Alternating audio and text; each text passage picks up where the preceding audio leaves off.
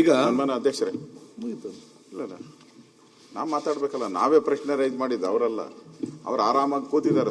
ಒಂಥರ ಸರ್ಕಾರ ಸೋಮಾರಿ ಸರ್ಕಾರ. ಪ್ರಶ್ನೆಗೆ ಅವರು ಸರ್ಕಾರ ಉತ್ತರ ಕೊಟ್ಟಿದೆ. ಇಲ್ಲ ಈಗ ನಾವು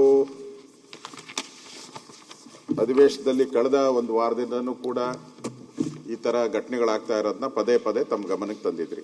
ನೀವು ಫಸ್ಟ್ ವಾರ್ನಿಂಗ್, ಸೆಕೆಂಡ್ ವಾರ್ನಿಂಗ್, 3ನೇ ವಾರ್ನಿಂಗ್ ಆಯಿತು, 4 ಆಯಿತು, ಇವತ್ತು 5ಕ್ಕೆ ಬಂದ್ಬಿಡ್ತು.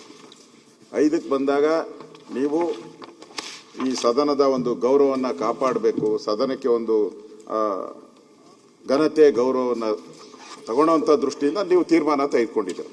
ನಿಮ್ಮ ತೀರ್ಮಾನಕ್ಕೆ ನಮ್ಮ ಪೂರ್ತಿ ಸ್ವಾಗತ ಮಾಡ್ತಾರೆ. ಯಾಕಂದರೆ ಆ ಸ್ಥಾನದಲ್ಲಿ ಯಾರು ಕೂತ್ಕೊಂತಾರೆ ಅನ್ನೋದು ಇಂಪಾರ್ಟೆಂಟ್ ಅಲ್ಲ, ಯಾವ ರೀತಿ ತೀರ್ಮಾನ ತೆಗೆದುಕೊಳ್ತಾರೆ ಅನ್ನೋದು ಇಂಪಾರ್ಟೆಂಟು. ಈಗ ಅಧಿಕಾರಿಗಳು ತಾವು ನೋಡಿದ್ದೀರ, ಕೆಲವರು ಬರದೇ ಇಲ್ಲ ಅಧಿಕಾರಿಗಳು. ಇವಾಗ ಪ್ರಶ್ನೆಗಳು ಕೃಷ್ಣ ಬೈರೇಗೌಡರು ಇದ್ದಾರಲ್ಲಿ, ಇದ್ದಾಗ CM ಅವ್ರನ್ನ ಕೃಷ್ಣ ಬೈರೇಗೌಡರನ್ನ ಕರೀರಿ ಅಂತಲೂ ಹೇಳಿದ್ರು. ಅವರ ಇಲಾಖೆಯಲ್ಲೂ ಕೂಡ 90ಕ್ಕೆ 20 ಬಂದಿದೆ. ಆಮೇಲೆ ವಸತಿ ಇಲಾಖೆಯಲ್ಲೂ ಕೂಡ 40 ಏನೋ 2, 3, 4 ಬಂದಿದೆ. ಅಲ್ಲೂ ಕೂಡ 31ಕ್ಕೆ 4 ಬಂದಿದೆ.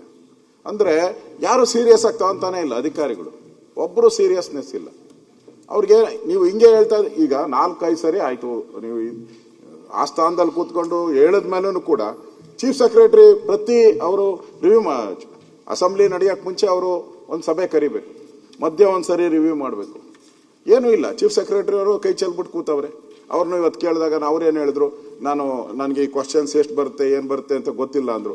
ಅಂದರೆ ನಾವು ಸದನ ಹೇಗೆ ನಡೆಸಬೇಕು, ಇಲ್ಲಿ ಪ್ರತಿಯೊಬ್ಬ ನಮ್ಮ ಗೌರವಾನ್ವಿತ ಎಲ್ಲ ಸದಸ್ಯರು ನಾವೇನೋ ಒಂದು ಕ್ವಶನ್ ಹಾಕಿರ್ತೀರಿ, ನಮ್ಗೇನೋ ಉತ್ತರ ಬರುತ್ತೆ, ಆ ಉತ್ತರ ತಗೊಂಡೋಗಿ ನಮ್ಮ ಕ್ಷೇತ್ರದಲ್ಲಿ ನಾವು ತೋರಿಸ್ಬೋದು. ಒಂದು ಗೌರವ, ಏನಕ್ಕೆ ಹೋಗಿದ್ದಪ್ಪ ನೀನು ಅಲ್ಲಿ ಕಡ್ದು ಕಟ್ಟಾಕ್ ಹಾಕಿ ಅಂತ ಹೇಳಿದ್ರೆ ನೋಡಪ್ಪ ಇದೆಲ್ಲ ಅಂತ ಹೇಳ್ಬೋದು. ಇಲ್ಲಿ ಬಂದು ಏನೂ ಇಲ್ಲ, ಕಡ್ದು ಇಲ್ಲ, ಕಟ್ಟೆ ಏನೂ ಇಲ್ಲ ಅಂದ್ರೆ ಹೋದ್ರೆ ಎಲ್ಲ ಗೌರವಾನ್ವಿತ ಸದಸ್ಯರಿಗೂ ಒಂಥರ ಅವಮಾನ ಆಗ್ತದೆ, ಯಾರೇ ಇರ್ಬೋದು.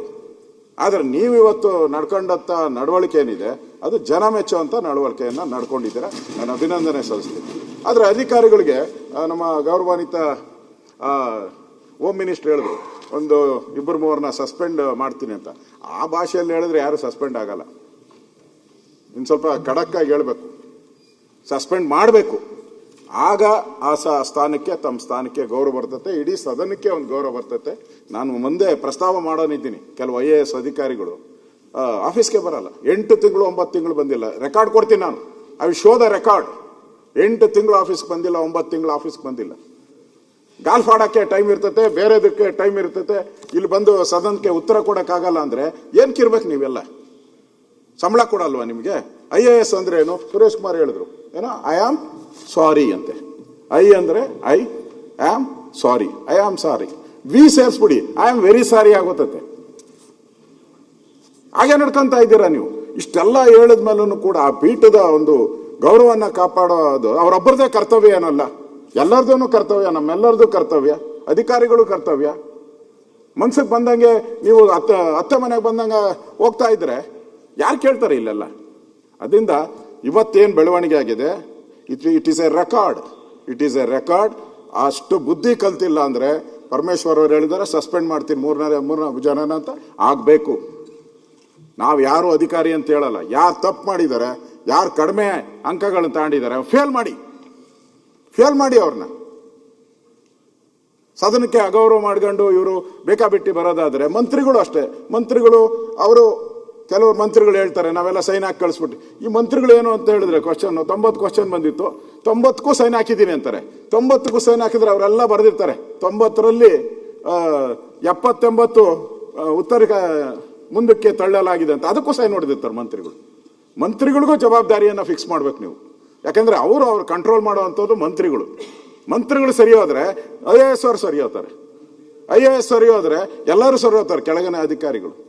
ನಾವು ಬರುವಂಥ ಎಲ್ಲ MLAಗಳದು ನಮ್ದೇನೋ ನಾವೆಲ್ಲ ಒಂದು ಕ್ವಶನ್ ಬಂದರೆ ಒದ್ದಾಡ್ತಾ ಇದ್ರಿ. ಮೊನ್ನೆನೋ ಕಾಲಿಂಗ್ ಅಟೆನ್ಷನ್ ಬಂದಿಲ್ಲ ಅಂತ ನಮ್ಮವರೆಲ್ಲ ಇಲ್ಲ ಸರ್ 15ದಿಂದ ಜಾಸ್ತಿ ಮಾಡಿ ಅಂದರು. ಆ ಥರತೆ ಇದೆ MLAಗಳಿಗೆ, ಆ ಥರತೆ ಇದೆ. ಏನೋ ಮಾಡಬೇಕು, ಕೇಳಬೇಕು ಅಂತ ಇದೆ. ಇಲ್ಲಿ ಏನು ಉತ್ತರನೇ ಇಲ್ಲ ಅಂತ ಹೇಳಿದ್ರೆ ಅದು ಸರಿ ಇರಲ್ಲ ಅಧ್ಯಕ್ಷ. ಅಧಿಕಾರಿಗಳ ಮೇಲೆ ಕ್ರಮ ಆಗಬೇಕು, ಮಂತ್ರಿಗಳಿಗೂ ಎಚ್ಚರಿಕೆಯನ್ನು ತಾವು ಕೊಡಬೇಕು ಅನ್ನೋ ವಿನಂತಿಯನ್ನು ಮಾಡಿ, ತಾವು ಆ ಪೀಠದಲ್ಲಿ ಕೂತ್ಕೊಂಡು ತಗೊಂಡಿರೋವಂಥ ಏನು ತೀರ್ಮಾನ ಇದೆ ಅದೊಂದು ಲ್ಯಾಂಡ್ ಮಾರ್ಕ್. ನಾವು ನಿಮಗೆ ಅಭಿನಂದನೆ ಸಲ್ಲಿಸ್ತೀರಿ.